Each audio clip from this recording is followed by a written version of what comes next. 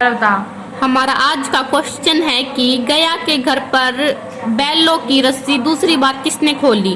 तो इसका right answer होगा ऑप्शन सी, गया की बेटी ने। हमारा नेक्स्ट क्वेश्चन है कि तिब्बत में भिखमंगे क्या कहकर भीख मांगते थे। तो उसका राइट आंसर होगा ऑप्शन बी, जीभ निकालकर दया दया कहते थे।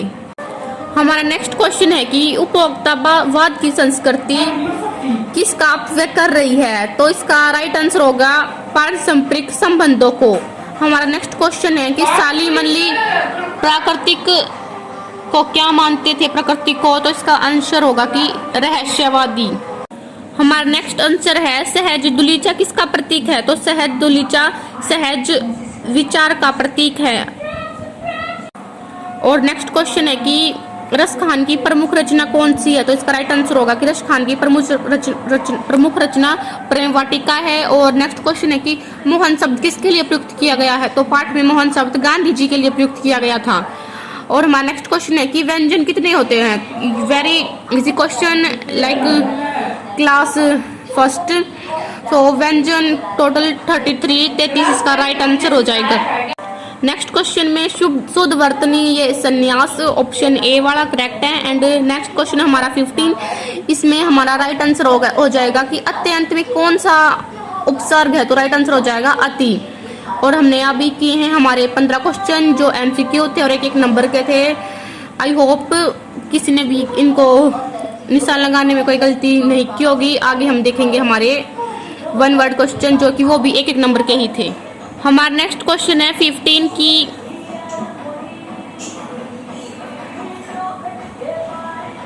कवित्री लद्दाख ने कच्चे सिकोरे किन्हें कहा है। तो इसका राइट आंसर हो जाएगा कमजोर शरीर को। हमारा नेक्स्ट क्वेश्चन है कि अलंकार बताना कौन सा। तो इसमें तय वर्ण की बार बार आवृत्ति हो रही है जिस कारण इसमें अनुप्रास अलंकार है। हमारा नेक्स्ट क्वेश्चन है कि फणेश्वर नाथ रेणु का जन्म। तो उनका जन्म 4 मार्च 1921 राइट हो जाएगा। हमारा नेक्स्ट क्वेश्चन है कि हिंदी में कितने स्वर होते हैं। देखो जैसे हमें एमसीक्यू में तो व्यंजन पूछ ले इसका आंसर 33, उसी प्रकार हमारे जो स्वर हैं हिंदी में वो 11 होते हैं। I hope correct your answer. हमारा आज का अगला क्वेश्चन है मृत्यु का तरल दूत किसे कहा गया है और क्यों। तो मृत्यु का तरल दूत बाढ़ के उफनते हुए तथा तेज से अपने अंदर सबको डुबोते हुए पानी को कहा गया है।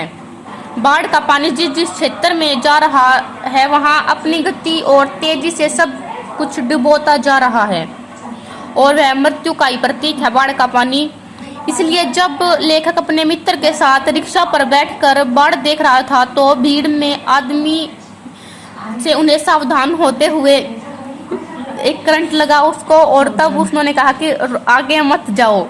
तो फिर हमारा जो बाढ़ का पानी है वो हम इस पाठ में पात्रकों के लिए मृत्यु का एक प्रतीक हो गया था, इसलिए इसमें बाढ़ का जो पानी है वो मृत्यु का तरल दूत है। अब हमारा नेक्स्ट क्वेश्चन है 17 कि किस घटना से पता चलता है कि सालिम अली एक पक्षी प्रेमी बन गए। तो हमने लेसन पढ़ रखा 4th जिसमें कि बताया गया कि सालिम अली कैसे पक्षी प्रेमी बने थे। वो अब बचपन में वे अपनी एयरगन से खेल रहे थे तब एक गोरैया घायल होकर गिर गई थी उनकी एयरगन से।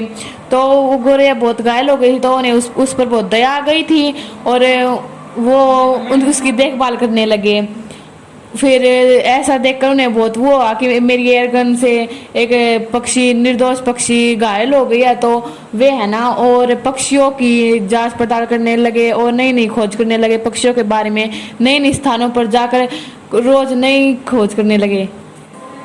हमारा आज का नेक्स्ट क्वेश्चन है क्वेश्चन 18 जो हमारी 9th की बुक पोयम कैदी और कोकिला से लिया गया है। इसमें मक्खन लाल चतुर्वेदी हमें बताना है कि मक्खन लाल चतुर्वेदी ने तम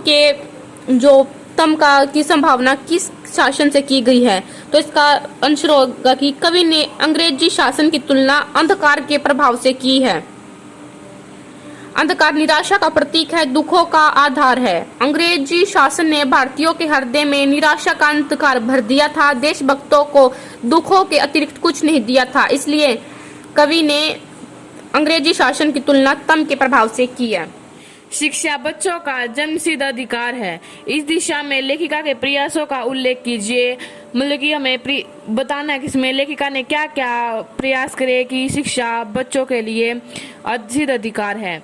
इसका आंसर होगा, लेखिका जब कर्नाटक में छोटे से कस्बे बागलकोट पहुंची तो उसके 2 बच्चे हो चुके थे। जैसे कि हमने पढ़ा, मेरे संग की और तो सेकंड लेसन है हमारा 9th क्लास का, जो स्कूल जाने के योग्य थे। बागलकोट में कोई स्कूल नहीं था। उसके पास के कैथोलिक बिशप से मिशन और वहां की सीमेंट कारखाने की आर्थिक सहायता से बागलकोट में प्राइमरी स्कूल खोलने का अनुरोध किया। क्योंकि वहां क्रिश्चियनों की संख्या कम थी, इसलिए उन्होंने स्कूल खोलने के लिए मना कर दिया। तब लेखिका ने वहां के अपने जैसे विचारों वाले लोगों की मदद ली। वहां 3 भाषाओं वाला स्कूल खोला, अंग्रेजी, कन्नड़ व हिंदी, ये 3 भाषाएं पढ़ाने वाला प्राइमरी स्कूल खोला और बाद में उसे कर्नाटक सहायता से मान्यता भी दिलवाई। लेखिका के इस प्रयास से हमें पता चलता है कि शिक्षा बच्चों का जन्मसिद्ध अधिकार है।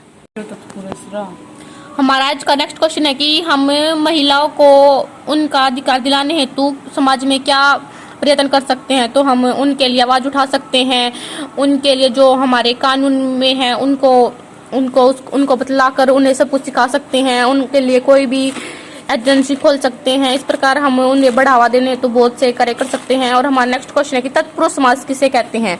तो इसका आंसर हो गया कि जिस समाज में उत्तम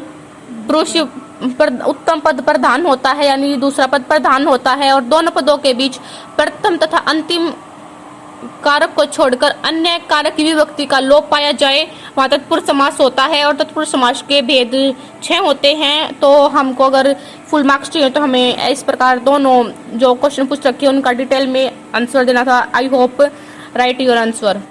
हमारा आज का नेक्स्ट क्वेश्चन है कि किसान जीवन वाले समाज में पशु और मनुष्य के आपसी संबंधों का वर्णन कीजिए। किस प्रकार समाज में पशु और मनुष्य के बीच में आपसी संबंध है। तो हमारा आंसर होगा कि किसान जीवन वाले समाज में पशु और समाज का गहरा संबंध है, क्योंकि वे एक दूसरे पर आश्रित होते हैं। किसान को हल चलाने, गाड़ी ढोने के लिए बैल चाहिए, बैलों को ताकतवर बनाए रखने के लिए उन्हें अच्छा चारा डालने के लिए मनुष्य चाहिए।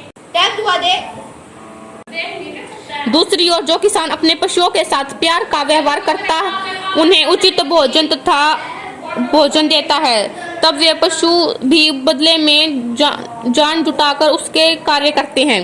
कहानी में इन संबंधों को स्पष्ट दिखाया है। झूरी बैलों को प्यार करता और बैल भी बढ़ चढ़कर उसका काम करते हैं। दूसरी ओर गाया बैलों में काम तो लेता है पर उन्हें पर्याप्त भोजन नहीं देता। तो हम मनुष्य और पशु के बीच गहरा संबंध है। हमारा नेक्स्ट क्वेश्चन है कि सखी ने गोपी को किस श्री कृष्ण का कैसा रूप धारण करने के लिए कहा। तो इसका आंसर होगा कि उसने गोपी को कहा कि वह श्री कृष्ण जैसी वेशभूषा धारण कर ले, सिर पर मोर मुख पंख, गले में गुंज का माला, तन पर पीताम्बर के, हाथ में लाठी लेकर ग्वालों के साथ घूमने के लिए कहा है। ऐसा कर वे श्री कृष्ण की स्मृति को ताजा बनाए रखना चाहती हैं और वह जो गोपी है वो कभी नहीं चाहती कि वह श्री कृष्ण की जो बांसुरी है उसको कभी भी छुए, क्योंकि वह उसे पसंद नहीं है। तो उसको छोड़कर वह श्री कृष्ण जैसा वेश धारण करना चाहती है, जैसा कि श्री कृष्ण रहते हैं या फिर करते हैं, कैसे गाय चुराते सब कुछ।